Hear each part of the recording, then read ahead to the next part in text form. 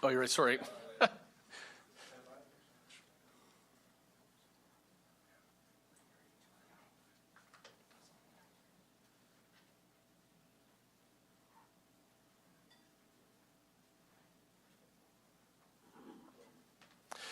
Thank you. Now, 40 years ago, the first Canadian Crimestoppers chapter opened in Calgary. And there, like in cities across North America, the Calgary Crimestoppers program has been a tremendous success. The concept is simple, but it's revolutionary. Provide citizens with a way to anonymously supply police with information about crime or potential crime. And while there is a nominal cash incentive for citizens to call in tips, I believe the success of the Crimestoppers program can be attributed equally to a simple truth, that people respect the law and they see the harm that crime has on victims and our communities. And what's more, if you give them a simple way for them to help apprehend criminals and keep their neighborhood safe, they'll act on it. It's almost automatic. If you have information about a crime, your first thought is to dial 1-800-222-TIPS.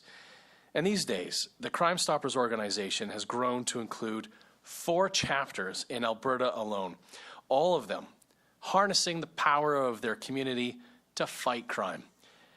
Now in 2020, those 4 chapters alone handled an astonishing 18,000 tips. And this in turn led to 400 arrests and the recovery of more than $4 million in cash, drugs, and stolen goods. Crimestoppers has been a key partner for Alberta law enforcement, as well as other crime prevention organizations such as the Alberta Provincial Rural Crime Watch, the Alberta Community Crime Prevention Association, and the Alberta Citizens on Patrol Association. Now, as a not-for-profit organization, Crimestoppers has traditionally relied on donations and fundraising to make their operating budget. However, as has been the case with so many nonprofits, the COVID-19 pandemic greatly hampered their ability to conduct their customary fundraising activities. Having to scale back their work would have been a setback not just for Crimestoppers, but for the entire law enforcement community and for citizens and communities across Alberta in terms of crime fighting. That's why our government is heeding the advice of the Rcmp and police services in Calgary, Edmonton, and Lethbridge by lending Crimestoppers a hand. For the first time ever, our government will provide Crimestoppers with direct funding so that it can continue its vital work. Under this historic plan, Alberta's 4 Crimestoppers chapters will receive a total of $850,000 over 3 years. So $350,000 will be this year, $250,000 next year, and another $250,000 the year after. And that's money that will not just help fund Crimestoppers' core operations, it will also allow them to expand their capacity to prevent crime. That means that everything from conducting public education campaigns to working with police services to crack down on gangs and illegal weapons activities. It's just one more example of our government's commitment to investing in public safety and frontline crime prevention. Thank you very much. I'll now hand the podium over to the Edmonton Police Chief Constable Dale McPhee. Chief Constable. Thank you. Thanks, Mr. Chair. Good afternoon, and just first would like to thank Minister Shandro and the Government of Alberta for this generous donation to a very important program to policing. I also want to acknowledge Mark Hollick, our Edmonton and Northern Area President, and the good work that Crimestoppers does for all of us. Good afternoon and welcome. As a police service, we are keenly aware that our community is our greatest asset. Our citizens are the eyes and ears of our neighborhoods, and there are nearly 1 million people in our city alone. Nobody is more invested in the community than the people where they live. They know their neighborhood, what's unusual, what just doesn't feel right, and the information citizens have is often invaluable to helping us solve a crime within our city. Crimestoppers gives the public a legitimate, anonymous reporting service that allows citizens to tell us what they know without compromising their sense of privacy and security. It also financially rewards those whose information leads to arrest. And it's amazing to think that this important organization is a non-profit, largely run by volunteers and funded by donations. Crimestoppers has served the communities of Edmonton and Northern Alberta for decades.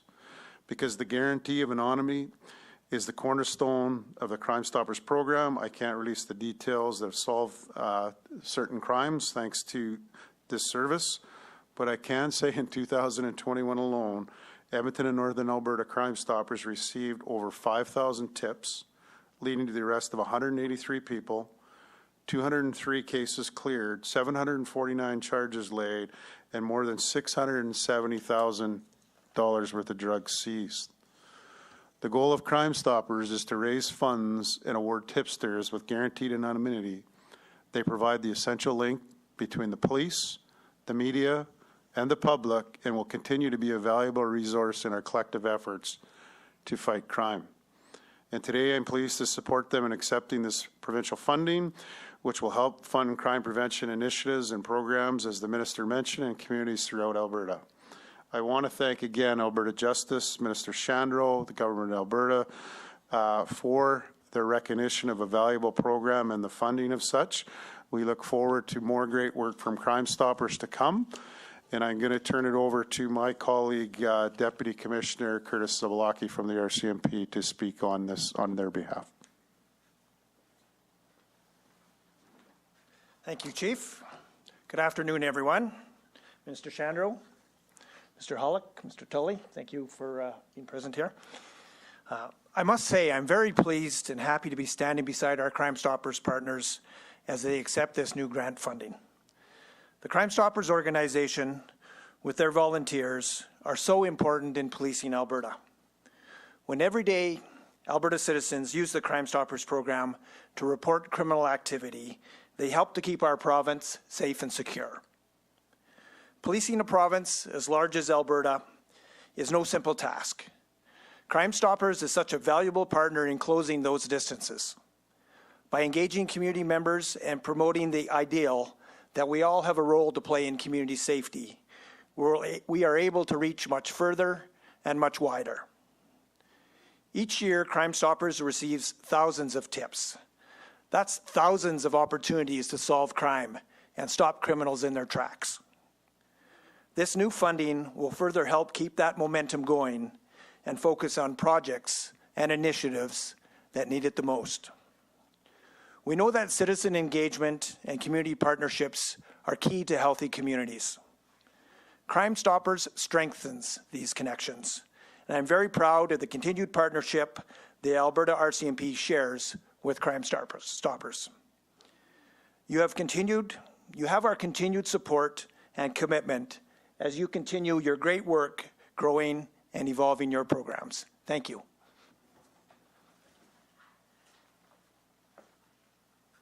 I'm pleased to introduce Mr. Mark Hollick as our next speaker.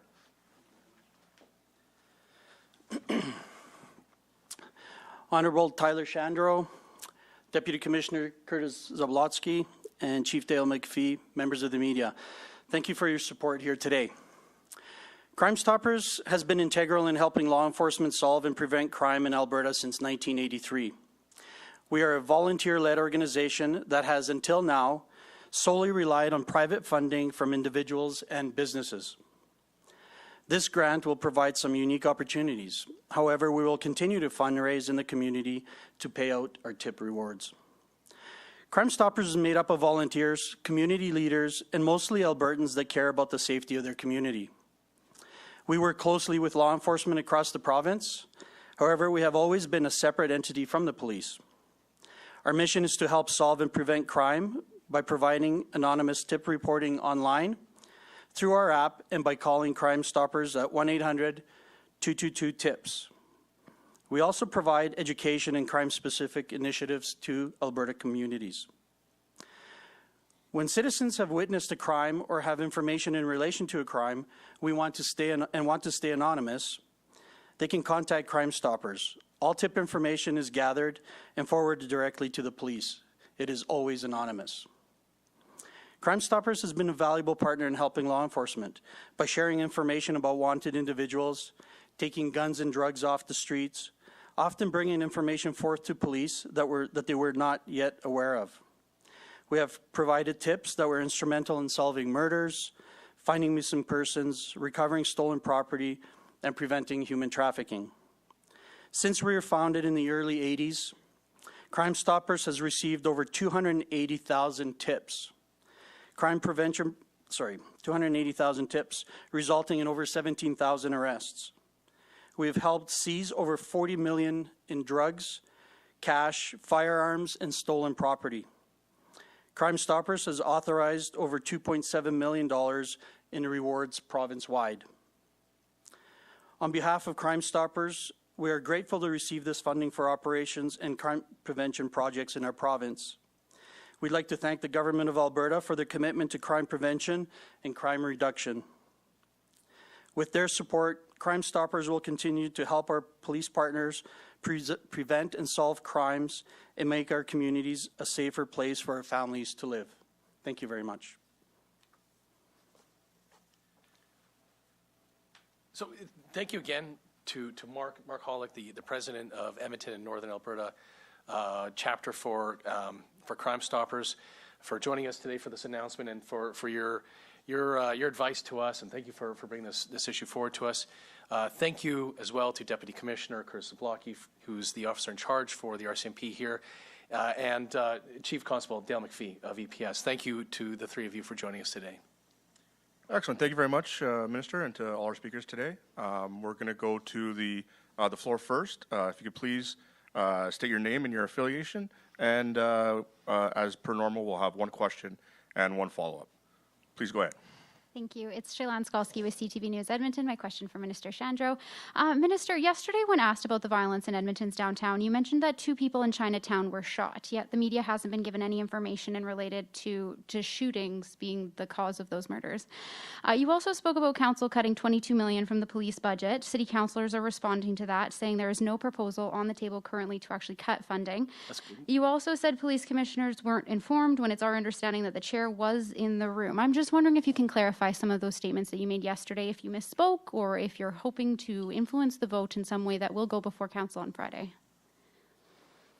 Well, I think I made it clear that I have concerns. If the information I've been given is that it would be an essential $22 million cut, this proposal, and so I have concerns with that. And if they are respecting the independence of the police commission, then I'm happy. I think that's the reason why the Police Act has police commissions, so that we have that civilian oversight and not political influence on operational decisions and some of the oversight that's required for our police services. So thank you. Excellent. A follow-up? Well, you didn't address the first part of that question in regards to saying that the 2 victims in Chinatown were shot. Is that information that you have that perhaps we in the media don't? Or I'm just wondering if you could clarify the statements in that regard. There was something that I was advised of. I don't know if I have any other further information to tell you about that. Okay. If it was incorrect, sorry, you were going to say something? Yeah, sorry. Just my follow-up will actually be for EPS Chief. Sure. And Dale McPhee.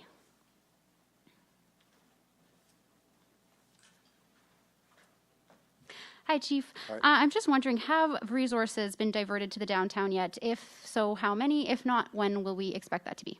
Yes, we have put resources downtown. We continue to build that strategy out. We have made an announcement, and we're going to continue to work towards putting the necessary resources in the downtown Chinese business community, and certainly Arts on the Ave 118th, as well as the LRT, trying to increase our capacity and, as mentioned, start to get more presence. And on the other question in relation to the shootings, I think there's 2 conflicting messages there, probably coming from my statement. There was actually a separate incident where there was a shooting, but we're not going to release any further details on that. Thank you very much. Please go ahead. Hi, my name is Sarah Comadina. I'm with Global News. Just with some of your comments yesterday towards Edmonton City Council with your concerns, some of this seems very conflicting, and I'm just wondering, like, moving forward between the province and the city here, what that could mean, like how will that impact that safety message? Will it impact the safety when it comes to policing in these areas? Well, I think that's a question for City Council to make sure that our police services are funded properly to be able to address, especially when we have a municipality that has increases in violent crime. It's up to our municipalities. I mean, we as a province are providing $500 million in funding for our police services in the province. And we need our municipalities to step up and make sure that the municipal police services have the resources that they need to respond, in particular when there's an increase in violent crime. And my next question is for Chief Dale. Sure.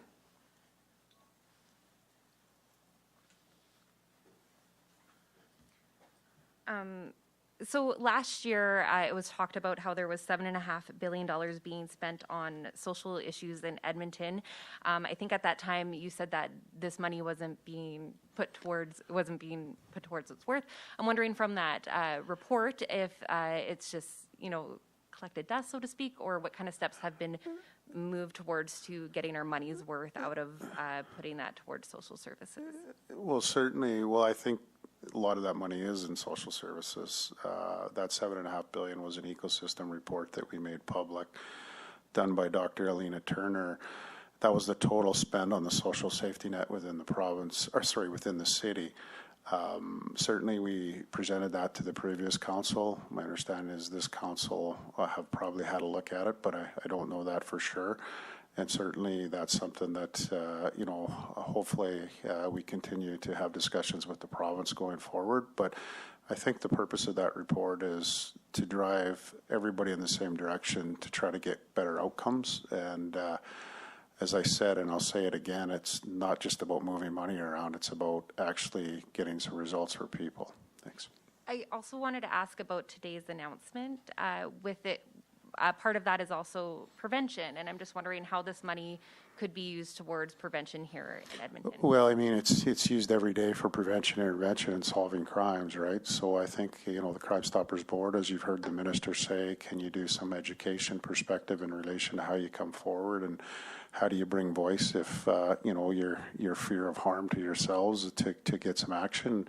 It's just another mechanism, and being anonymous, it makes it easy. So Crimestoppers has been a proven entity for many years, as you've heard from the results, and certainly I think it can be used more frequently in some cases. And keep in mind, it's generally a tip that leads to an investigation that hopefully gets to a successful outcome. So any information that we can increase on the front end investigation saves time and gets better outcomes. Thank you. Please go ahead. Hi, Mirna Djukic for Radio Canada. For the minister, I'm sure you heard about the debate at City Council yesterday. One of the things that was mentioned by both City Council and was echoed through the room was that there was a lack of provincial support for community safety initiatives, social housing, and that they couldn't do more without provincial support. So I'm wondering what your response to that is and whether you have anything to say to that. Well, first of all, that our provincial government has been investing incredibly, in particular over the last 2 years when we've seen our response to the pandemic in supports that are required in our community. So don't agree with that at all. But I also think that if folks are proposing to not properly fund our municipal police services in the province as a response to increasing concerns in the community, in particular increasing violent crime, that doesn't make sense to me. Is there anything you could say to the community of Chinatown who's asking for more support right now? Yeah, well, I actually had the opportunity to walk the beat with two of Chief Constable's officers, with Mike Ellis, who's the Minister for Mental Health and Addiction. It was really helpful for us to walk the streets and hear concerns from folks who are themselves in Chinatown, using community services there in Chinatown, but also those two officers, and hear their concerns about the about some of the issues that they're seeing on the street, and work that we can do as a province to ensure that we are, as a province, and our municipalities are stepping up to make sure that the resources are there for police services who are looking to respond to these increasing concerns. Thank you, Minister. Do we have any more questions from the floor? No? Okay, can we please put through our first caller? Our first question is from Tyson Fitter, CTV Calgary. Please go ahead. Thanks. This is for Minister Chandra, my first question. Just in regards to what we maybe see, what you're saying is happening in Edmonton in regards to violent crimes, we're also seeing here in Calgary. Just on Monday, there were 2 separate shootings in broad daylight on a long weekend. We saw just a couple weeks ago an innocent mother killed in a road rage, which ended up being a stolen pickup truck. What's the province doing to try to combat the use of these illegal firearms that just seem to continue to pop up in so many violent crimes across the city and across this province? Well, great question. First thing is pointing out to the Trudeau government that they're making a gigantic mistake with C5. The proposal by the Trudeau government to removing mandatory minimum penalties for those who are convicted of firearms offenses, one of them being weapons trafficking. It does not make any sense to me at all. It is time for the Trudeau government to ensure that mandatory minimums that I think many of these ones that are proposed to be removed in C5 have been mandatory minimums that have existed in Canada since the 70s. Maybe I'm wrong there. I got to double check, but mandatory minimums first started in this country in the 70s. And mandatory minimums for an offender who has committed a firearms offense, there's a reason that we need Parliament to be providing direction on sentencing for those offenders, and we need those mandatory minimums to stay in place here in Canada. Thank you, Tyson. Do you have a follow-up? Yeah, I do have a follow-up for the police chief in Edmonton as well. There's a lot of city taxpayers here in Calgary wanting an update in regards to an investigation of a city councillor due to an alleged road rage incident and property damage. That's Sean Kalakara. Are you able to provide any context to where this investigation is at nearly 2 months in? Yeah, no, I can't give any details of the investigation. Sorry. Thank you very much. Please put through the next caller. The next question is from Michelle Bellefontaine, CBC. Please go ahead. Yeah, thanks for taking my question. This is a question for Minister Chandro. So as we all know, 2 men were killed in random attacks in Edmonton's Chinatown last week. So I'm wondering... Sorry, Michelle, I got to interrupt. Do you mind starting the question again? I did not catch a couple words in the beginning there. Just got a little bit muffled. You guys mind turning that up? Sure, is this better? Yeah, that's perfect. Thank you. Okay. So 2 men were killed in random attacks in Edmonton's Chinatown last week. And I'm not here to disrespect the work that Crimestoppers does, but how does $850,000 over 3 years to Crimestoppers offer comfort to the people in Chinatown who are terrified about their safety right now? Well, it's 2 separate issues, Michelle. I think we can make sure, first of all, that when it comes to the incredible work that Crimestoppers does in the province through their 4 chapters, making sure that they're going to continue and make sure that they're going to have a strong voice in our province, be able to continue to provide those services to our whether it's the Rcmp or municipal services. And it's important for us as a government to listen to the advice of the Rcmp and the police services in Lethbridge, Calgary, and Edmonton in working with Crimestoppers to make sure that this funding is going to be available to them.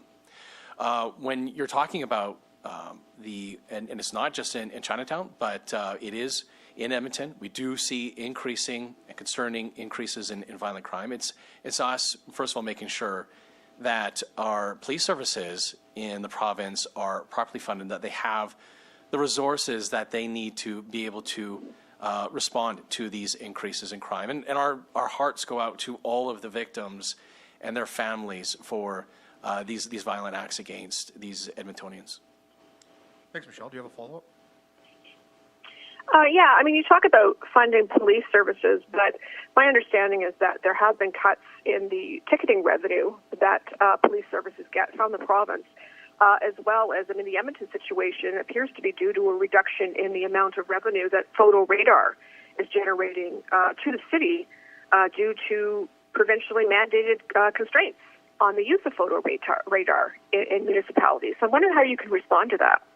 Well, first of all, that we continue as a province to provide over $500 million to policing throughout the province, and we will continue to work with municipalities to making sure that they can and that we will step up to making sure that our police services in this province are properly funded.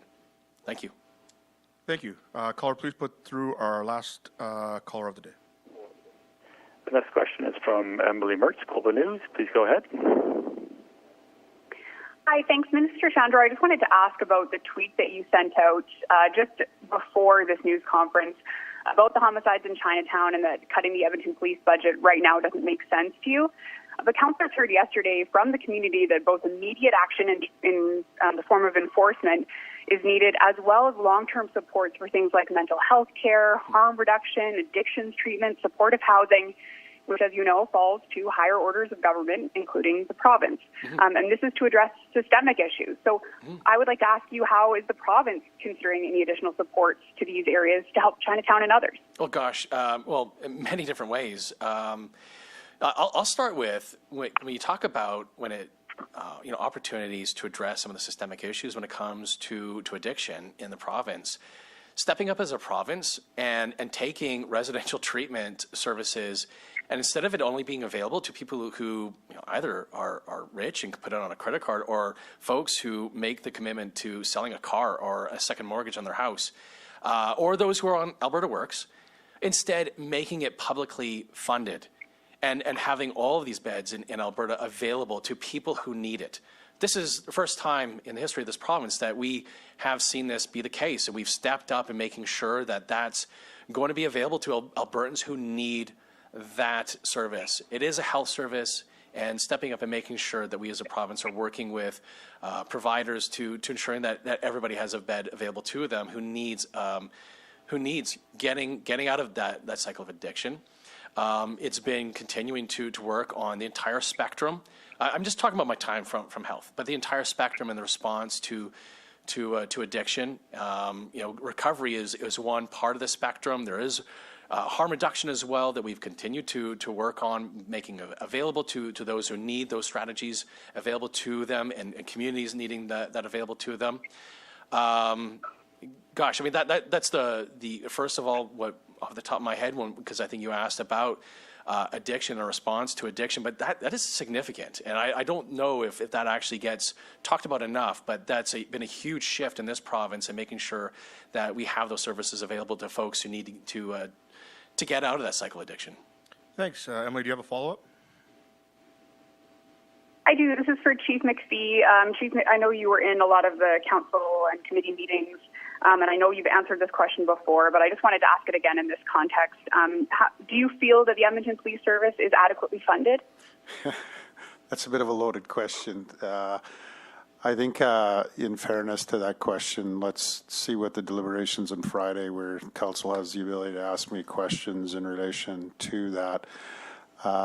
And I think the most important thing, and I think was articulated today for me, is that, we have a process to actually ensure that the commission and the service are looking at the needs of the community. And having been in that room and seeing the grief and with a lot of the people that are struggling in these particular areas in Chinatown, and certainly 118th and downtown businesses struggling, and that was the question earlier. We're going to try to figure out what we can move and what we can do in the short term, but I don't think it would be fair to me to say today exactly what to make that sustainable looks like, although that is something that we're going to be working on in the coming days.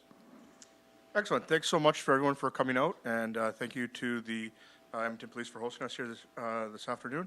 Everyone have a great day, and thank you very much. The province would step up if the police force in municipalities weren't adequately funded. I'm just wondering if you could elaborate on what that would mean with the province stepping up. Sorry. Well, we're getting lots of advice